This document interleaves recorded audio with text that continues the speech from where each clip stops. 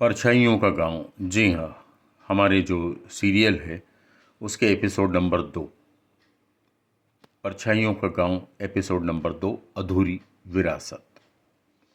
सुबह की पहली किरणें काली बैल की वीरानी को चीरने की कोशिश कर रही थी, मगर गांव के लोगों की आंखों में अब भी डर का साया पसरा था। आदित्य की रात करवटों में कटी थी। डायरी का वह आखिरी वाक्य अब भी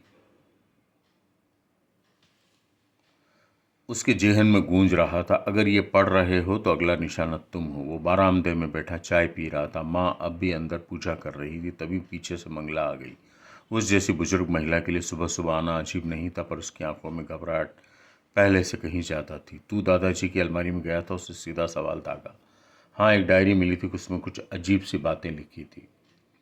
मंगला ने चारों तरफ देखा, जैसे हवा में वो किसी के कान लगे और फिर फुसफुसाकर बोली, वो डायरी उस वक्त की है जब तेरे दादा सिर्फ 12 साल के थे। पहली परछाई तब आई थी।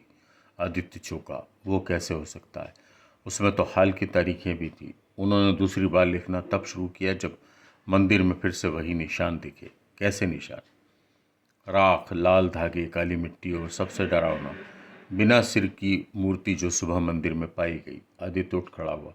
मुझे वो मंदिर फिर से देखना है। दृश्य मंदिर के पीछे। मंदिर सुना था, अंदर वही पुराना शिवलिंग, लेकिन उसके पीछे एक पत्थर की मूर्ति टूटी पड़ी थी। मूर्ति का सिर गायब था। आसपास राख, कुछ जले हुए पत्ते और लाल धागे। उसने ध्यान से जमीन को देखा। मिट्टी में किसी के घसीट कर ले जाने के निशान थे, जैसे कोई शरीर घसीटा गया हो। ये सब गांव वाले नहीं देखते? आदित्य ने खुद से पूछा। देखते हैं, पीछे से आवाज आई। वो चौंक कर पलटा। एक दुबला पतला लड़का खड़ा था। उम्र कोई 17-18 साल। नाम गोविंद। मैंने आपके दादाजी को कई बार यहाँ देखा। वो मुझसे बातें करते थे। कहते थे इस गांव में कुछ ऐसा है जिसे सब भूल गए या भूलना चाहते हैं। क्या? गोविंद ने एक पुराना कागज आदित्य को थमाया। उस पर स्केच बना हुआ था। एक पेड़ के नीचे कुछ गड़ा हुआ सामान और पर लिखा था, जहाँ धरती सांस लेती है। दादाजी ने मुझे ये दिया था। बोले अगर वो ना रहें तो मैं आपको दे दूँ। आदित्य के हाथ कांप गए। ये जगह कहाँ है? गांव के आखिरी छोर पर, जहाँ पुराना वट वृक्ष है। दृश्य वट वृक्ष के पास। दोपहर तक आदित्य और गोविंद उस पेड़ के पास पहुंच चुके थे। आसपास सन्नाटा, परिंदों तक की चहचहाहट गायब।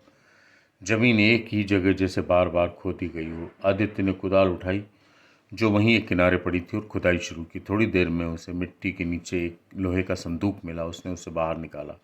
संदूक की सतह पर कुछ उभरे हुए अक्षर थे। शापित जो खोले उसे बलिदान चुकाना होगा। गोविंद पीछे हट गया, पर आदित्य ने बिना बिना झिझक उसको खोला। अंदर था एक पुराना ताबीज, कुछ तांत्रिक प्रतीक वाले कागज और एक चिट्ठी दादाजी की लिखावट में थी। अगर यह संदूक तुम तक पहुंचा है तो मैं अब नहीं रहा।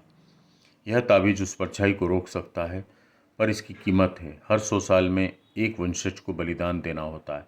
इस बार मैं नहीं बच पाया। अब तुम्हारी बारी है, पर याद रखना, अगर तुमने इसका सामना नहीं किया तो पूरा गांव नष्ट हो जाएगा। आदित्य को समझ नहीं आ रहा था, क्या वो किसी प्राचीन श्राप का हिस्सा है? क्या यह दादाजी की कल्पना थी या सच? तभी पास के पेड़ों से एक तेज हवा चली और ताबीज अपने आप कांपने लगा। जमीन के नीचे से जैसे कोई कंपन उठा। गोविंद डर कर पीछे हट गया। वो आ रही है। आदित्य ने ताबीज कसकर पकड़ लिया। अब बहुत हुआ। मैं जानना चाहता हूँ, ये वो है कौन? रात, आदित्य का सपना। उस रात फिर वही सपना उसे आया। एक पुरानी हवेली, जहाँ एक औरत सफ़ेद साड़ी में गा रही थी। उसकी आंखें काली, चेहरा अधूरा। वो धीरे धीरे आगे बढ़ रही थी और बोल रही थी, तू मेरी विरासत है, अधूरी विरासत। आदित्य की आंख खुली। बाहर फिर वही आवाज़, वही परछाई, लेकिन इस बार वो सपना नहीं था। ये था एपिसोड नंबर 2। एपिसोड नंबर 3 भी हम आपके सामने जल्दी प्रस्तुत करते हैं। धन्यवाद।